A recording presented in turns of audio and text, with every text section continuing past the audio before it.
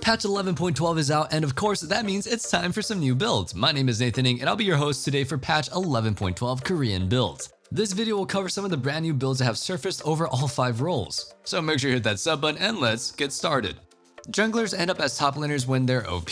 That's kind of the common theme for quite some time now, and it's happening again.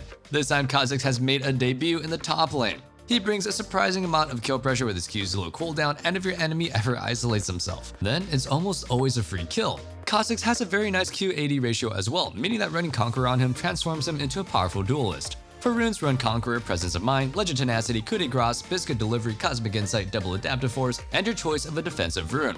Presence of Mind is a must. You're not jungling, so you'll be missing out on a ton of mana regeneration. Running out of mana can easily cost you fights, and you always want to have enough to cast another Q or even W. Picks like these are odd, and there aren't that many resources to learn from. If you head over to ProGuides.com, you can hit up a coach who can help you learn more, or just help you with anything else that you want to improve on. Anyway, for items, you'll be starting off with Tear of Goddess, then build Eclipse, Ionian Boosted Lucidity, Manamune, Death's Dance, Sorelli's Grudge, and a Sterix Gauge. This build provides you with some excellent burst damage as well as some extra tank stats. You're not always going to get one shot with this build unless your enemies are fed beyond what's a winnable game. The extra durability allows you to max out Conqueror stacks during team fights as well. That way you can easily take advantage of the bonus attack damage. If you're feeling really brave, we have a 1v2 machine next. This build is for Swain. While the build itself isn't anything too fancy, it does make use of Frostfire Gauntlet as his mythic item, which is kind of spicy because he gets really massive. But you know, like I always say, size doesn't matter. We also suggest you run Summoner's Ignite over Flash. The extra kill power can help you pick up some early kills, but also help mitigate any healing.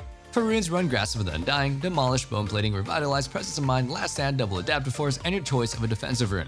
Grasp of the Undying is oppressive, especially against melee champions. It's free damage, free sustain, and also grants you a little extra permanent health. Again, you'll want to run Presence of Mind to mitigate any potential mana issues. For the items, build a Rally's Crystal Scepter, Sorcerer's Shoes, Frostfire Gauntlet, Demonic Embrace, Zhonya's Hourglass, and a Cosmic Drive. This build provides plenty of tankiness. There's a ton of bonus health, which is further increased by Frostfire's mythic bonus. Swain synergizes well with Demonic Embrace, as he'll be able to burn several enemies during a fight and also gain some bonus defensive stats in the middle of a fight. Frostfire Gauntlet's slow provides a little bit of a setup for your follow-up combos. That's it for the top lane. Let's take a look at the recap of the builds. Save them, write them down, or do whatever you need. Or come to my streams on Wednesdays, where I play League of Legends on twitch.tv/Nathan_ing, where I'll be trying out these builds personally. I stream from 6 to 8 p.m. PST. Little shameless self-plug there. Next, we'll be talking about the jungle builds.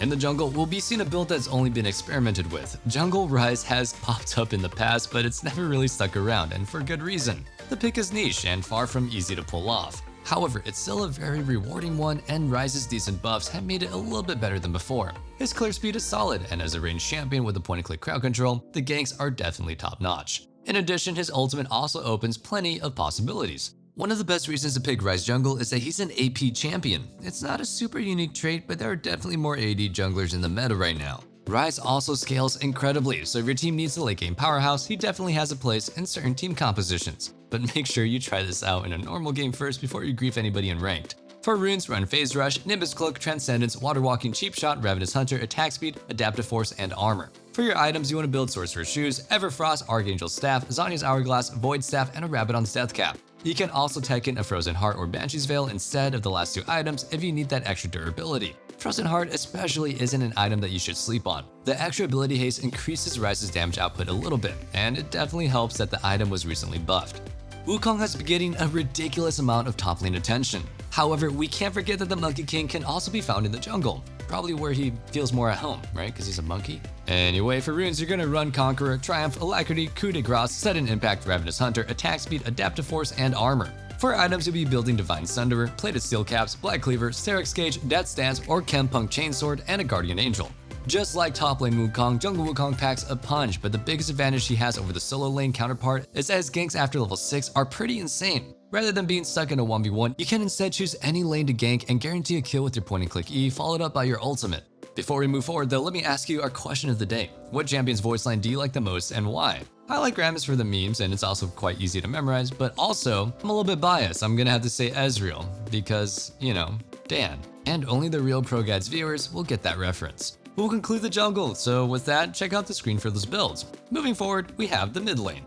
Quinn is gaining popularity as a mid laner. As opposed to the top lane where she acts as a ranged lane bully that nobody wants to go against, Quinn's high physical damage output makes her bursty and threatening as a mid laner. Mages have to watch out for aggressive trades and also the range advantage over many other AD assassins. While her matchup against assassins can get pretty tough after level 6, Quinn is ridiculously strong before that point. If you're ever able to pick up a small lead or chunk the enemy down, you can still take fights, but I'm gonna be honest with you, I totally forgot that this champion existed. Regardless, Quinn's biggest strength is her ability to roam after using her ultimate. After level 6, you can look to pick up kills in the side lanes with the bonus mobility her ultimate provides. For runes, use Electrocute, Sudden Impact, Eyeball Collection, Ravenous Hunter, Alacrity, Coup de Grace, Taste of Blood, Adaptive Force, and your choice of a defensive rune.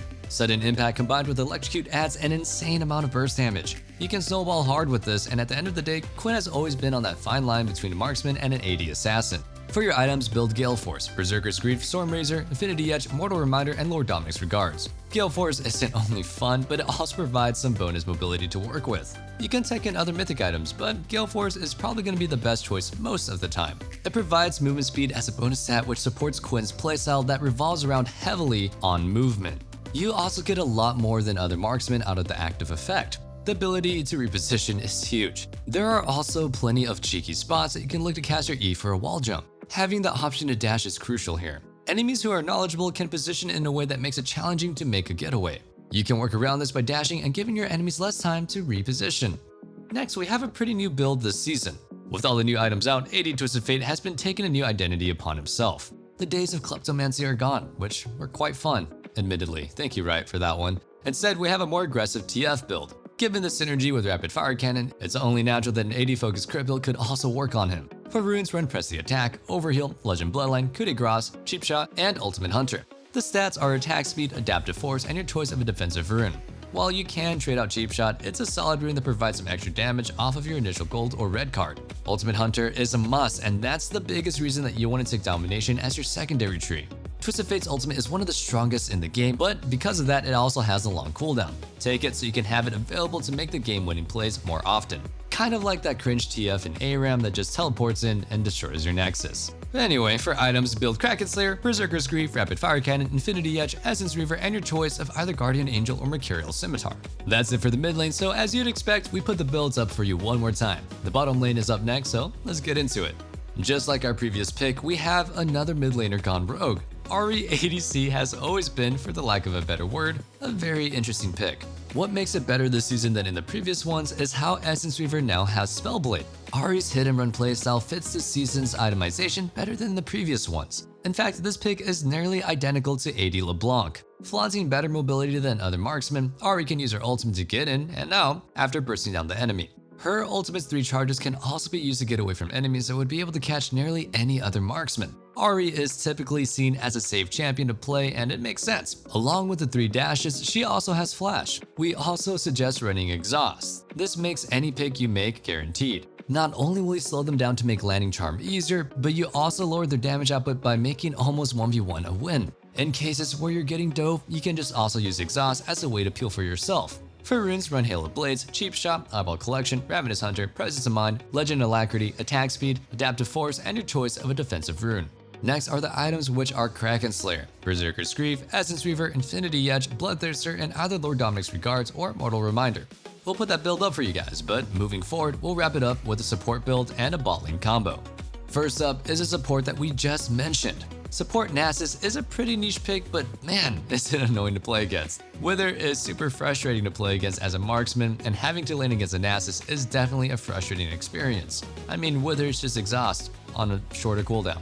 To play support Nasus, you max E and poke your enemies down with every single time you get. Like you'd expect, the chip damage provides a little bit too much to no counterplay, and if your opponent chooses to stand in your E, they lose a solid chunk of their armor while fighting. For runes, run Arcane Comet, Manaflow Band, Transcendence, Scorch, Presence of Mind, Coup de Grace, Ability Haste, Adaptive Force, and your choice of a defensive stat. For your items, you'll be starting off with Spell Thief's Edge, then Liandry's Anguish, Ionian Boots of Lucidity, Cosmic Drive, Chemtic Putrefier, and Zanya's Hourglass. The bot lane combo that we feature this time around is none other than the infamous Rengar-Ivern duo. With bot lane brushes already being available, this duo creates even more pressure. You can create brushes in the lane that Rengar can use in addition to the ones that are currently available. This allows for consecutive jumps and leaves Rengar much more potent as a result. Ivern also creates a lot of these cheese opportunities. You can choose between a jungle starting item or a support item. Choosing a jungle item lets you hit level 2 fast and forcing an all-in with the level advantage. Anyway, you could also look to steal an enemy's jungle camp away from them. This serves as two purposes. One, it will put the enemy jungler behind, and two, it will tilt the heck out of them.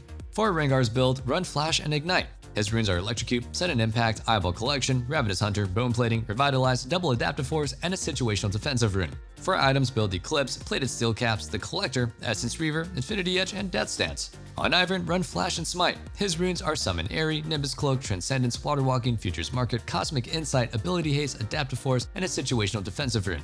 For items, build either a jungle item or a relic shield, followed up by Ionian Boots of Lucidity, Shurelya's Battle Song, Celtic Putrefier, Staff of Flowing Water, and either Zonya's Hourglass, Ardent Censer, or a Mikhail's. That'll be wrapping up our build, so we'll put them up on the screen one last time for you to check out. Thank you all so much for tuning in. I hope you really enjoyed our Korean builds for patch 11.12. There's a lot of spicy ones in here. Let me know what you all thought in the comments down below. Also, we have a link to join our Discord in the description, so check that out. I wish you guys the best of luck this patch. Give these builds a try and let me know what you guys think about it. Again, my name is Nathan Ning. I'll see y'all in the next video, and as always, stay safe, stay healthy, and have a wonderful day. Peace.